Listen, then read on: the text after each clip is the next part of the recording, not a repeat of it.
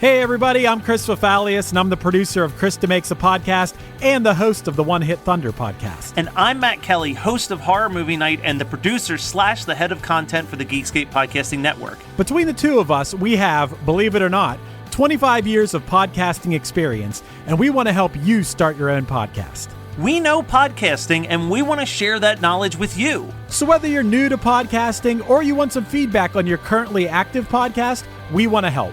Or perhaps you're just overwhelmed with all of the editing work. Well, we can help you with that also. You can contact us at info@weknowpodcasting.com for more information. We're excited to help your podcasting dreams become a reality.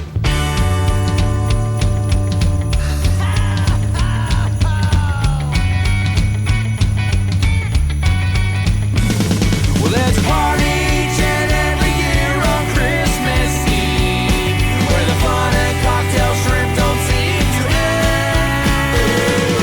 Clark and Ralphie taking turns on the TV screen, laughing, singing, yelling with all of our friends. Well, it's Christmas, and everybody's gonna spread the holiday cheer, 'cause it's Christmas. Whoa, oh, it's the best time of the year. Hey, Dylan. Hey, Matt. It's been a while since we've recorded. It has been a while. I don't know about you guys, but we're seeing snow for the first time. Hell this year. yeah. Ooh, I'm been hyped getting about them. It's pretty dope. But you know what also has been fun is like hearing these episodes that we recorded like almost a month ago that I've completely forgotten about as they've dropped on the feed. Yeah, when we first got into doing this, I was sitting there wondering, like, am I going to be that person that sits there and listens to themselves speak? And yes, I am that person. And I'm thoroughly enjoying the show. So if not for anything, I'm getting a kick out of us. So I got to give a quick shout out. Frequent guest on our show, Joe Farron, Joe was on Weakest Link. Yeah, he was on the Weakest Link. I unfortunately missed it, but it is available on Peacock and Hulu for you listeners who may have also missed it. And he got like, should I spoil it or should I make people watch it? I have not seen it, so you're also spoiling it for me, but I'm going to leave that decision up to you. All right, I'm just going to say it. He got really far and got screwed by, I would say, being sabotaged upon. What? He was the strongest Link throughout the entire game. He only got 2 questions wrong the entire game. Okay. And then when it came down to the final 3 and it was time for people to vote, one person got all of their questions wrong. One person got 2 of their questions wrong, and Joe had a perfect score. But when they went to vote for going to the finals, both of them voted off Joe because they knew that neither one could beat Joe in the finals. Oh, so that doesn't make any sense. So I'm not like super familiar with the rules of the Weakest Link. The most I know about it from the original incarnation is you are the weakest link, goodbye. Yes. And the special WWEF at the time celebrity appearances. Yeah, so basically I was new to it as well, but I picked it up very quickly. Is that it's a team of 8 people and they do like 3 minutes of rapid fire trivia, and then after each 3 minutes of rapid fire trivia, everyone on the team votes off one person who they consider the weakest link. And when you get voted off, you don't get any of the money. The only person who gets the money is the last person standing. So basically, it came down to 2 people being like, if I go head to head with Joe, I'm not going to get any money. So let me vote Joe off. And then it was just 2 mediocre players versus Joe. It was very devastating. All right, but so we're not here to hold on. They need to change the name of that show from Weakest Link to Weakest Link, then Strongest Link. But you know what? We're not here to talk about the weakest link. Actually, it's Valentine's Day, and there's no better way to celebrate Valentine's Day. Actually, I guess by the time this came out, Valentine's Day just happened. I don't know. I'm losing track of our release schedule. But anyway, we are joined by one of my good friends out in California. She is the star of Chasing Fletcher Allen, Heidi Cox. Yay! Hey, woo! Hey, Heidi! All right. Hello. how's it going? Oh, it's going great. First and foremost, a few things. We'll jump into the movie you picked for us to watch while you were sleeping. But before we get into that, let's talk about this chasing Fletcher Allen thing that I've been hearing so much about for the last 2 years.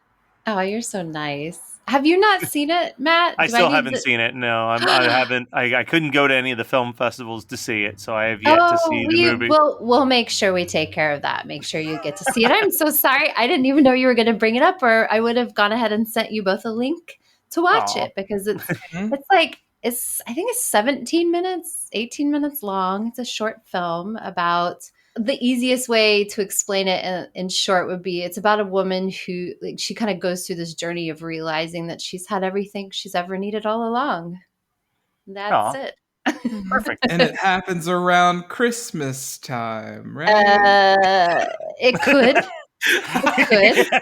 Up for interpretation. It Sure. could be I mean- as Christmassy as While You Were Sleeping, which starts at Christmas and then midway through is very much not a Christmas movie anymore, but it's still very cute. It is, though. I mean, While You Were Sleeping it goes through Christmas and New Year's, and then like it's almost like right after New Year's when it ends. So it's still, I still consider it a holiday film. Which we do have to bring up when we get to the end of this movie. But how about before we discuss the movie While You Were Sleeping, you tell us a little bit about your personal history with this movie and why you chose it. You know, I saw it when I was younger. Like, I think I must have been in middle school when I saw it, and I thought it was really funny. And as I got older, it became this staple. I'm going to use the full term romantic comedy, because people say rom-com all the time. It just became this staple romantic comedy that I would always go to, even if I'd seen it a million times, because I loved that she has some physical comedy in it, but I just liked her character so much, Sandra Bullock's character. I liked that it was kind of, there's a purity to it, and the family is so freaking hilarious. Like, so many things that I have written and filmed have been inspired by While You're Sleeping, and like the comedic timing of it. And yeah, I mean, even down to just Peter Gallagher laying in his hospital bed singing the ABCs to himself. It's all so freaking funny to me. I love the whole thing. I think one of the things that I really, really liked about this movie when I was watching it is that, yes, it's a romantic comedy, but it's almost more of a romantic comedy about her love for that whole family than it is just about her love story with Bill Pullman. Like, I think that that's what really sets it apart from a lot of the other romantic comedies that we've seen in our lives, because like it really is just like, you know, usually it's a one-to-one love story, but like that extra element of her not having a family and feeling so alone and feeling so loved and accepted by this family is just like a perfect like encapsulation of, you know, what we've talked about a million times already on this podcast. Like, the holidays are so much about the people you spend it with more than the gifts that you get or Santa Claus or anything else. And going from having nothing to finding this family that you're like, I just want to be around this family all the time. And they're just so good. You got a young Monica Keenen in there. That always makes me excited. But yeah, I mean, show my cards on the table. I don't know if it's one that I'll watch over and over again, but I definitely enjoyed this movie. I would agree. I don't think it's going to be one that I watch every year, but I definitely agree with both of you. I think it's a great film as a whole. I want to go back to what you were saying, Matt, because you could honestly pull Jack out of this movie and it would still be amazing. That's not me hating on Bill Pullman. Bill Pullman rules, and so does the character of Jack. But when you guys say romantic comedy, it's like we don't even get that, like, she has fallen for Jack until pretty much 3/4 through the movie. I like that this romantic comedy is different in that aspect, because we don't see that a lot. Yeah, I like that she's super awkward in the beginning. I'm probably identified with her. I get for that. sure do now. You definitely encapsulate Sandra Bullock's character in this movie a lot in real life. It's charming. It's why people like you so much. They do. I hope they do. But I don't know. Thank you. That's really sweet. That's very nourishing. Thank you so much, Matt. Yeah, I think maybe, who knows? Like, if we're going to go psychological here, my family was a bit chaotic and not in like a good way. And this family is very warm and inviting and kind. And she's lonely. And I definitely at times have identified with that. And then just the whole, she thinks she's in love with Peter Gallagher's character. And it turns out that he's just the narcissist that leads her to her true loves. And yeah, I mean, there's Peter Boyle's in it. I mean, it's just, there's so many amazing people in this film. So It's a great cast. I feel like It is. no one really talks about it. Like, I've always heard I of do this too. movie, but like no one talks about it. See, I had never even heard of it, Matt. When you Oh. texted me, you're like, "We're gonna watch While You Were Sleeping." It's on Disney Plus, and I'm like, "That sounds like a horror film." It's on Disney Plus, and then and you're like, "We're gonna watch it for Valentine's Day," and then I looked it up. I watched the trailer, and I'm like, "No." And this is peak Sandra Bullock. Yeah, she thinks she had done Speed already, but that sounds weird. She had done Speed, but she was in Speed already, so like people were just getting to know her, I think. And Yeah. so cute and so hilarious, and like all the little faces she makes, and like I can't do it without like showing you. we're on a podcast, so. But just that scene in the hospital where everyone just keeps interrupting her, and then he's like, well, she jumped on the tracks. You jumped on the tracks? And she's like, well, yeah, kind of. I did. I don't know. Whatever. I'm weird, and it's just really cute. She's lovable, and you want her to find that love. And I actually love the parallel from the beginning where she talks about her father, that little tiny monologue, voiceover monologue at the beginning and the end, where she talks about how her dad knew that he really loved her mom because her mom gave him a globe with a light in it. But he told her, yeah, your mother gave me the world, and then later on, Jack gives her that snow globe of Venice. So in a way, he kind of did the same thing. And in the scene, this is what I love about the filmmaking, in the scene where he does it, she opens it up, and I think it's behind her. Either he's standing in front of the globe or she's standing in front, but it's in the shot somewhere.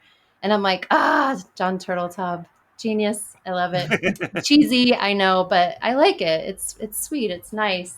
Sorry, I'm looking up the director just because I was curious what he's been up to. I'm on the same page as you now. and what a weird career of like 3 ninjas into Cool Runnings into While You Were Sleeping. Like those are all kind of make sense. What a trilogy. Yeah, but then you get into like he's done 2 episodes of Zoe's Extraordinary Playlist, which is like a phenomenal show. And Peter's in that. But the last movie he did was The Meg, that giant shark movie. Jason Statham, the novel? That's awesome. That makes sense. That makes sense to me. I mean, in this film, I can't remember who wrote it, but it's just really, the timing of it's really funny. I mean, I wrote the dinner scene with the family where it's like, these mashed potatoes is so creamy. Like I could quote the whole thing, but that whole scene, I did something similar in my web series because I thought it was so funny. Just the timing of it and the way that they were bouncing across the dinner table. Really, and it looks like people who wrote it, they never wrote anything else. But one of the writers appeared in the movie.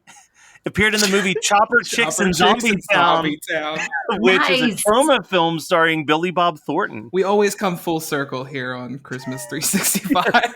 Yes, we do. Also starring Martha Quinn. It's a very bad but fun zombie movie. But yeah, so While You Were Sleeping, just like such a bizarre concept. I was thinking about that because this is my second time watching it. I watched it during the pandemic once already.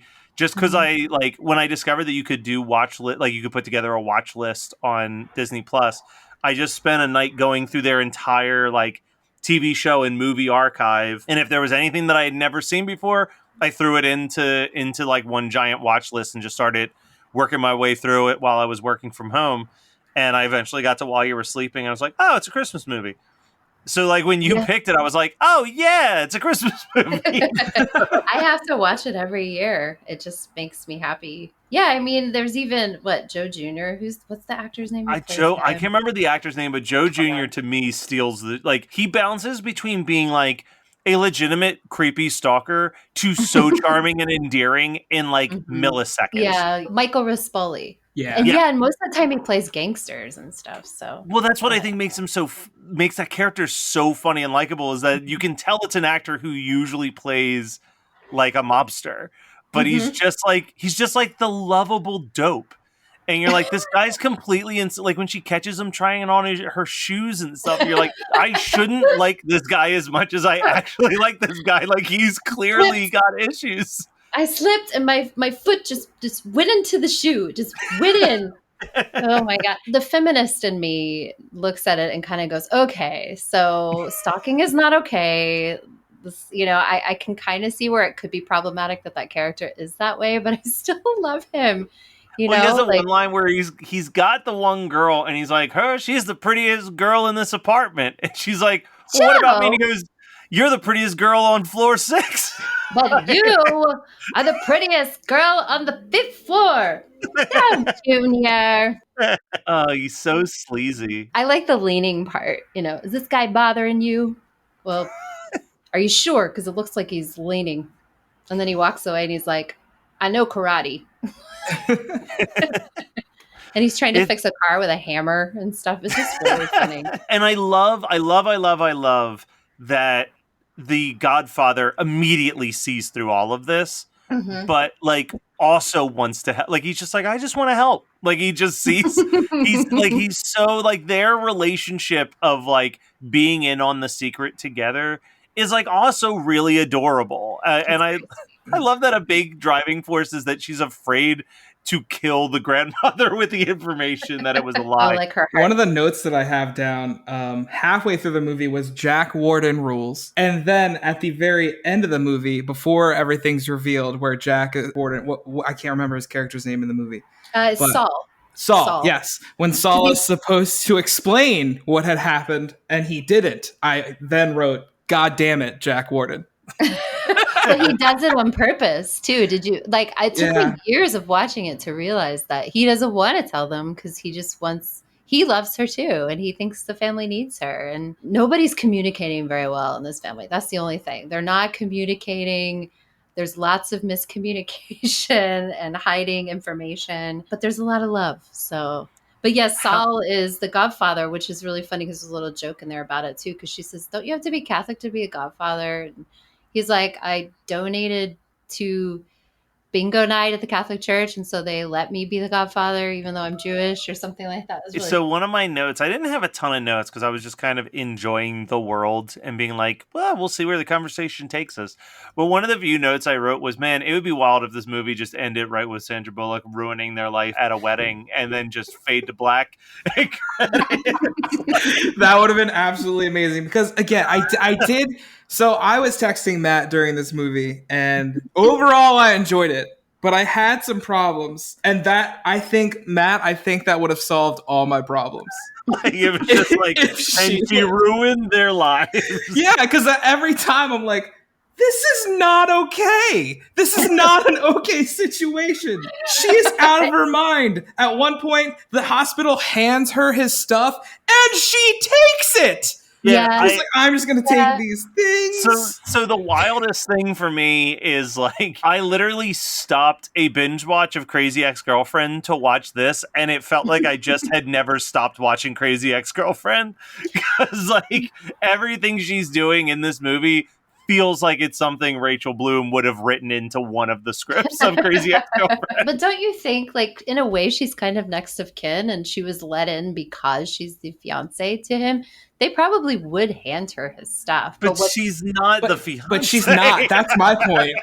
Yeah, but she's afraid of killing people. Plus, I don't really think, I mean, she is afraid that grandma's going to have a heart attack, but I really think deep down, like, her actual motivation is to be part of the family. So, of course, she goes along with it, as, quote, uncomfortable as it is for her.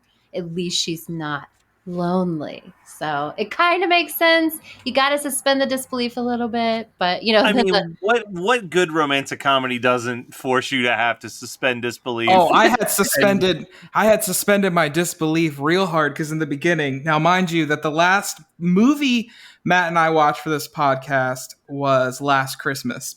So I texted him during the train part And I said, is the twist that they got absolutely annihilated by the train. Yeah. Is it really a rom-com then, if that's the twist? Oh, if it doesn't have something Yeah. completely bonkers, it's not a good enough romantic comedy for me. Like, that's the thing I've learned so I've learned two things over the last holiday season between binging like a ton of Christmas romantic comedies and binging a ton of like Christmas Hallmark / Netflix original movies. And like for me, what I've concluded is like if they don't have a completely bonkers twist, or if the stakes don't exist, then is it even really a true Christmas movie that you're watching? That's a good point. That's a really good point. Yeah. Like it I needs agree. one of those two things. I can't deal. I think that's why I've like slowly gotten less and less invested in like Christmas horror movies. Is like I don't need high stakes when I'm watching these movies. I need either low stakes. I need low stakes and a feeling that everything is going to work out at the end.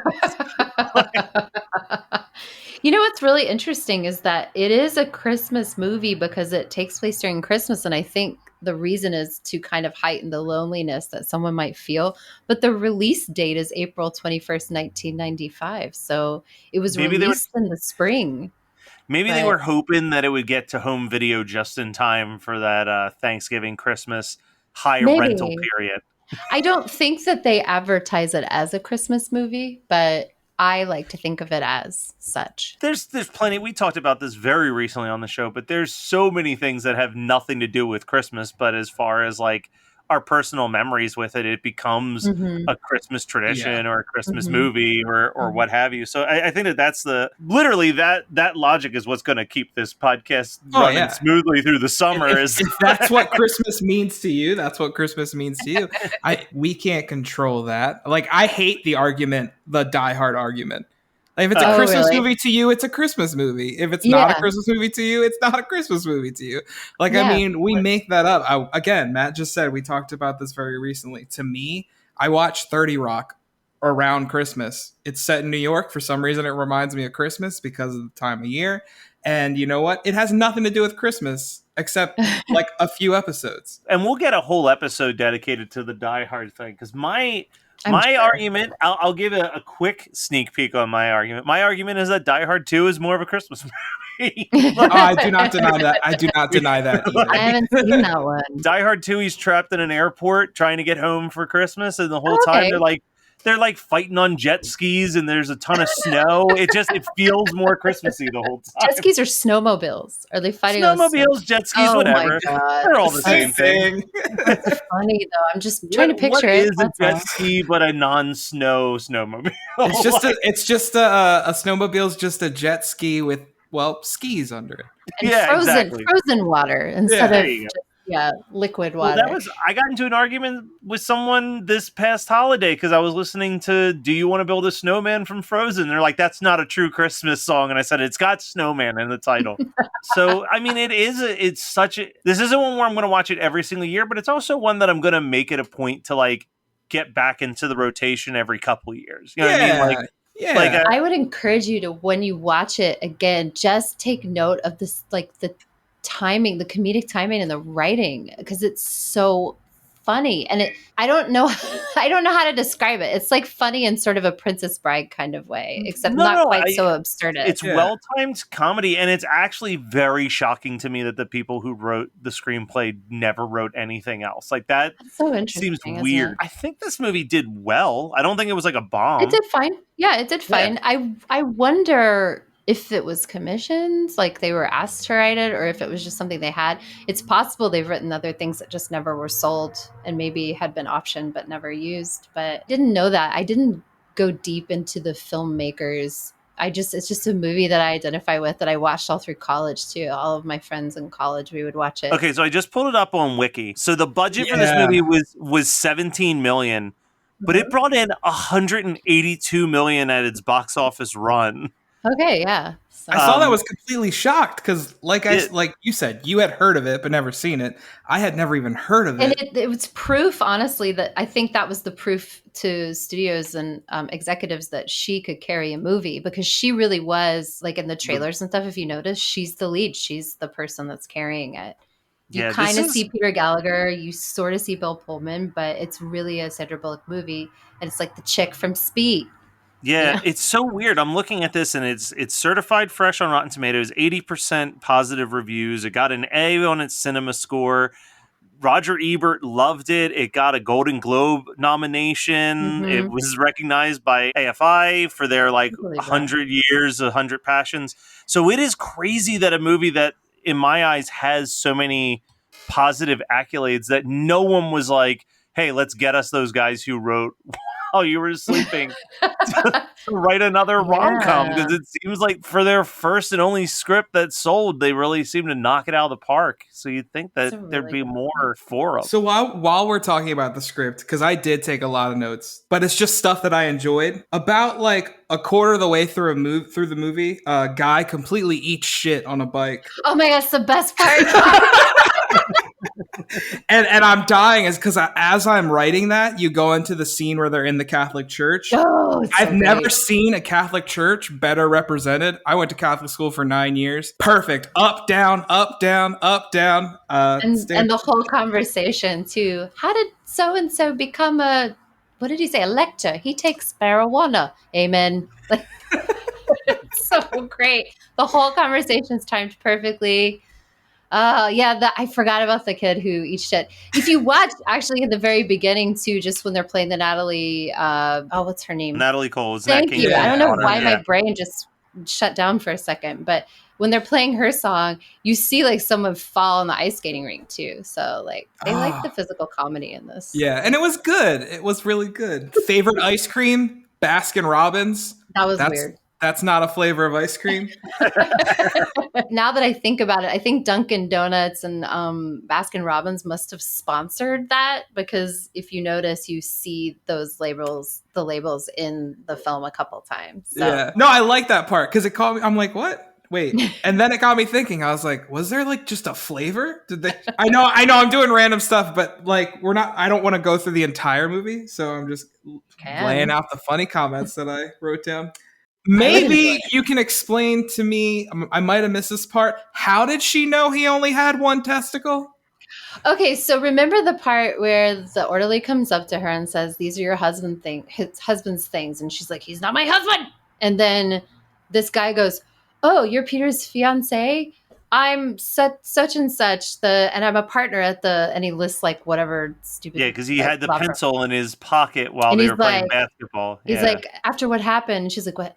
After the accident?" She's like, "Accident?" He's like, "What did he say? Was it an accident? I'm a lawyer. I carry a pencil in my pocket. It's what I do." And then and she's like, "Okay," and like the elevator doors close. So All right. you kind of get a hint of that, like later on when she explains that he's playing basketball, and you can fill in the blanks. For some reason that part missed it, and I'm like, that was just really good guessing. That So Yeah. funny. Oh, when they have to decide who goes to check and confirm. Oh my god. And they play that music. Da, da, da, da, da, da, da, da. The music they played over the testicle checking scene was more tense than the music they played when the train was coming at them. The music they played while the train was coming at them, as I have it written down, was oddly whimsical. Yeah. This is a romantic moment. Yeah. So here's a big question. Here's the question to ask. Yeah. Peter Gallagher or Bill Pullman, not their characters, them as people. If you had to choose between the two, where you leaning? I don't know much about them, though. I mean, I know Peter Gallagher. John Turteltaub, you said he directed some episodes of Zoe's Extraordinary Playlist, and Peter Gallagher's in that show. And Peter Gallagher's a musical guy, and I'm a musical girl. Like, I've been in some musicals. I enjoy that, but I don't know. I'm Like, going Peter Gallagher. they're both very handsome. Like, I don't know much about their personalities, though. So, I'm going Bill Pullman just because he makes me feel so wholesome because I automatically associate him with Casper. So oh yeah, he's really sweet. He plays a lot of very sweet characters. yeah. I don't know what he's like. I've never talked to anyone who's worked with him. I don't know what he's actually like. So I'm sure he's great. I'm just saying, Peter maybe Gallagher. that's why I've never heard anything. Sandy Cohen from the OC. He was fantastic in Zoe's Extraordinary Playlist. He's dreamy. He's very dreamy. He played Sky Masterson in Guys and Dolls back in the early 90s, like on Broadway. He's perfect Sky Masterson. Yeah, there's a I lot. forgot that he was in Mr. Deeds. Oh, Yeah. yeah. He's also was in Palm Springs this past year with Andy Samberg, arguably That's my right. favorite movie of the year. So, sorry. Bill Pullman's got maybe 2 movies I care about. What, Independence Day? Come on, hello. He's like Independence Day and Independence Day 2. No, it's Casper and it's Baseballs. There are just so many amazing veteran stage actors in this film as well. So, and they're both of them are stage. I'd say they're more stage than film, but I don't want to say for sure. But I feel like that's what they love the most, and that's where they got their start. And if that kind of makes sense, because in a weird way, While You're Sleeping, I think what I really like about While You're Sleeping is that it feels like a throwback to like a Cole Porter musical or like a screwball comedy of the 30s and 40s. Like it's got that very madcap, mistaken identity, trying to keep up with the lie type premise that I just love in all types of like that. My favorite musical of all time is Anything Goes, and like if that's not kind of the plot line of Anything Goes, like it's just I love those. Like when you do something like this, like I think that's where it works. Is that everything she's doing is absolutely the wrong decision, but it's just got that right dash of wholesome whimsicalness to it that you're just like, whatever, I'm along for the ride. This is great. I like what is it, the part where she sits down with her cat to eat and her cat doesn't come to the table, so she takes an Oreo and dips it in the milk that she poured for her cat. It's just, you're like, Lucy. So my favorite character, and I feel like he didn't get a lot of play in the first half of the film, but I mean comes in strong in the second half, and that's Jerry Wallace, her boss. Oh yeah. My God. I'm sick. You're cheating on a vegetable. Died. Lost it. And I also love that he's so unfazed by the insanity of this. Like he's just like, whatever. They'll just be happy he's not dead when you tell them the truth. That's the thing that really got to me about him, because I feel like his character is kind of supposed to be us, like the audience, answering questions, but he encourages her not to say anything because he says something like, you may as well shoot grandma. I mean, when I told my mother-in-law I was going to marry my wife, her intestines exploded. Isn't that what he says? And it's something like that, yeah. It's just building the anxiety on poor Lucy. His argument is like, he either dies and then you can just keep the lie going, or he comes out of the coma and the family will be too happy to care.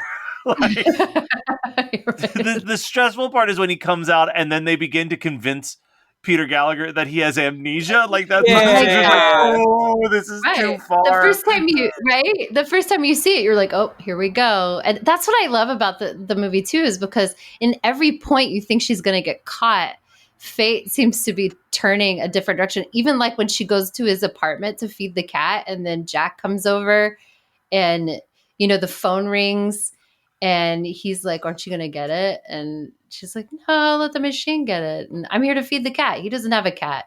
Meow. The cat comes around. Shout out to that cat, though, because that was a horrifying looking cat.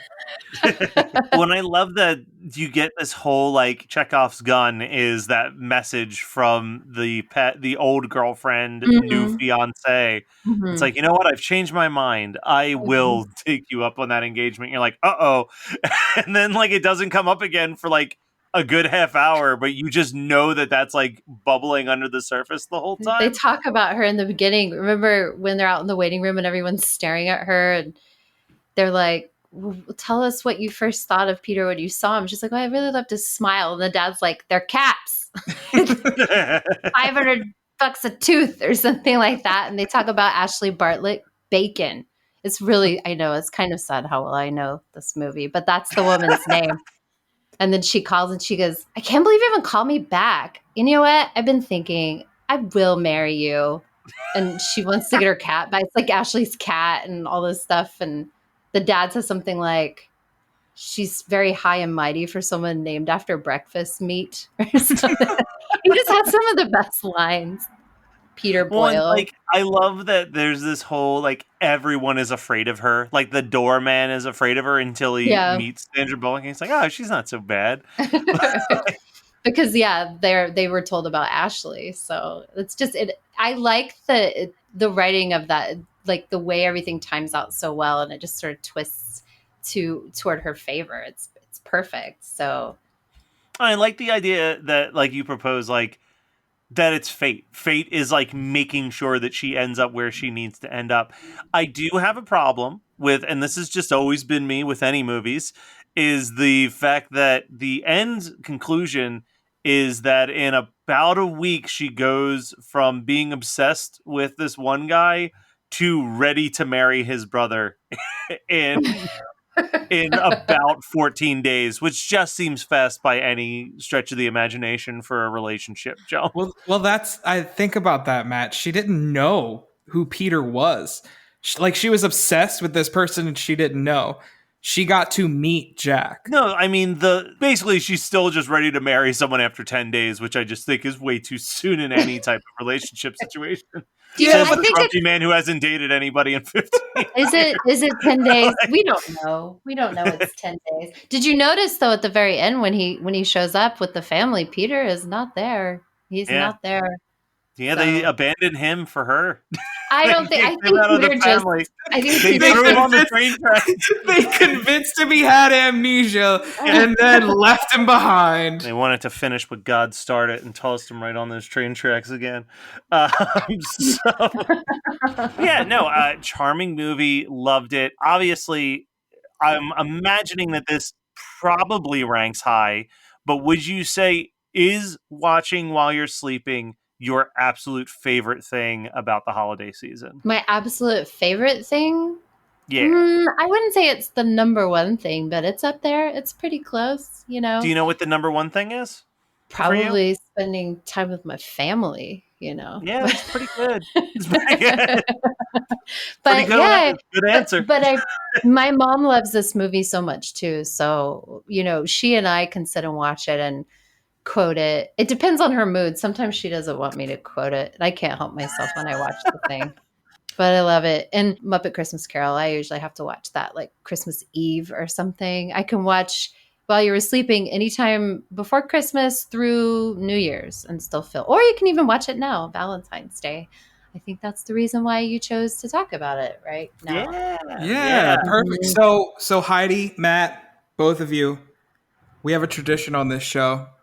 Matt, I think you know where I'm going with this next question. Oh, yeah. Did you cry? Did I cry? Of course I did. I've been watching this movie for years, and I think the part where she confesses, sometimes I cry. The part where the part where he proposes, I usually cry because it's kind of sweet. And I think especially during the times when I was feeling lonely, when I was feeling like I didn't know if I was ever going to find my partner. I'm very happily now in a wonderful partnership. Before that, though, there were times I would watch it and I'd be like, oh, I really wish that would happen to me. Someone would throw a ring into a ticket, a token. You weren't jumping into enough train tracks to save people and then convince them that they were your fiance. You gotta really put in the work. I mean, and it's hard because this movie probably couldn't have been made in that premise now because there are no people taking tokens at the L in Chicago anymore. It's like all automated as far as I know. So, but this was before that. It was when people had tokens and you could get them from people. And now it's all like probably cards and stuff. But you gotta love that she made Bill Pullman pay the token in order to propose to her, which clever. is very their banter. charming. I like their banter. Their banter is very funny. And then, it seems like I remember the trailer. They would always show the scene where they're sliding on the ice, which obviously is mostly like stunt people doing that bit. But it was always sort of whenever I had seen trailers for it, that was the thing they used to sell it, was how cute are they? I feel like it set a precedent where if you are making a Christmas rom-com and people are slipping on ice, it is going in the trailer. Because like them on the ice was definitely in the trailer for Last Christmas. It's definitely, I think that's a go-to shot. It's just like it sets a very specific mood where you're like, oh, look at them. But they're so funny. I love that scene because it's of course adorable, but then when he falls down and rips his pants and he says, "Do you have a pair of pants I can borrow?" And she says, "If you fit into my pants, I'll kill myself." It's the best. Dylan, I got to ask the question back to you. I mean, the answer for me is I didn't. I did feel a little choked up towards when she makes the confession in the wedding scene, but there was never a tear that broke through the eyeball. Dylan, how about you? I didn't cry either. There were moments that I guess the best way to word this is that made my heart flutter. I do a hiccup. But yeah, that's, like my sister always knows when like the tears are coming because like I'll do a type noise. It's like, all right, I know that noise. Fight it back. I gotta fight this back. I get it. I get it. And then, That's like, sweet. if the scene changes quickly, then I'm like, okay, I'm in the clear. But if, like, they keep hitting the beat that's hitting that, then it's just like, all right, I tried my best. Here it comes. And then, like, the tears just start flooding out. And I mean, there are multiple moments. Honestly, whenever Saul is interacting with anyone in the family, you just know how much he cares about this family. Honestly, when Peter proposed, I was like, oh, because like he did kind of fall in love with her because he's like, Well- he's like, I know, but at the same time, it's like he's almost like I'm gonna get this second chance, and then it's revealed, well, he's not with the rest of the family, so we assume he's either dead or an asshole, and they kicked him to the curb. I do like that, like, he proposes to her, and, like, you know that it's not love and that he is this narcissist. Yeah, But it also seems like in the brief time that he's known her, he's like, you are better for me than what I've been. Like, that's what I was taking from it. Yeah, which like, is a it's good like- that's a good narcissist point of view. I mean, and my favorite line in that proposal is, "My family loves you. I might as well love you." yeah. That's- It's what every girl longs to hear. Yeah. But She's at like- the same point, he's also still convinced that he has amnesia. Selective amnesia, I think. It's so funny. It's so funny when he wakes up and dad does that. My God, he's got amnesia. And they play the music, you know. But you know that monologue she has where her boss says, "Whom are we marrying?" You know, that whole bit. And then Yeah. she goes off about, you know, every day I go to work, I sit in a booth like a veal. You know, I don't have any stamps on my passport. And now I raise like a, what, I don't know what I was trying to say just then. Now a very rich, handsome man has proposed to me. I guess that makes me a crazy lunatic. And I actually really love that little monologue that she has because it's like that's what's kind of been bubbling under the surface the entire movie. It's like a little bit of a, and I know Jonathan hates it when I say this, but like sometimes it might be harder for dudes maybe to like relate to the story because if you're a girl, it's just kind of a different experience. And I don't mean that in a dismissive way. It's just women feel certain ways about certain things. And like, I definitely identify as like having been a lonely woman in a big city without my family before. But I'm sure like guys can find ways to identify as well. But maybe that's why neither of you cry. That's all I'm saying. You know, you don't get proposed to usually either. So there's that. Thoughts? Did I offend you? Men got feelings too, lady. No, you did not offend us. As I feel every week, Matt and I have to go. Remember, this is coming from two white straight males. Please do not harm us.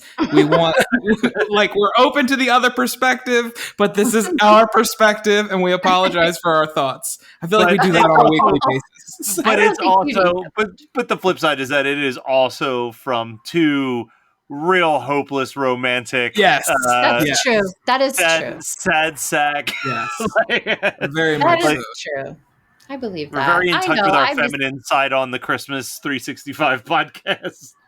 Yes, I love that. That's lovely. So as we wrap things up, Heidi, where can people go to not just follow the film festival releases of Chasing Fletcher Allen, which have crossed all the way over into other countries at this point, but Yeah. also where can they keep in touch with what you've got going on, what your future roles and projects are. I think my handle on most social media is at Ms. MS Heidi Cox. So I think even on Facebook, if you type that in, it should take you to my little page. So y'all can do that. I'd love to get a follow and keep you updated. Sometimes it's exciting. Sometimes it's just very pandemic lockdowny. But, that's life, right? Yeah, we're going to keep on pushing through. All right. Well, Heidi, thank you so much. Clearly, we could talk for a whole nother 2 hours just about while you were sleeping and just, talking life. It's always great to have someone on of your caliber. So thank you so much, Heidi. Yes, thank you for joining us, Heidi. You to flatter me. Thank you. And thank you for watching that film. I love it. And you know what, Matt? Next time I see you, we should watch it together, and then you'll see how annoying I am when I'll watch it a couple times so I know the quotes and I can quote along with you. That's the only true way to watch a movie like this is saying the quotes simultaneously with a good friend. Thank you both for having me. This was really fun. Of course. Thank you so much, Heidi. And Dylan. Yeah, Matt. Happy holidays. Merry Christmas, Matt. Oh, whoa, oh, now we won't stop till the big ball drops on New Year's. Happy holiday, have a great holiday, have a merry happy holiday.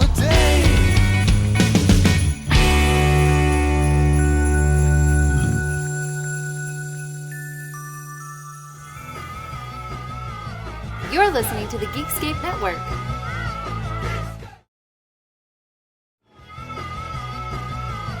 You're listening to the Geekscape Network.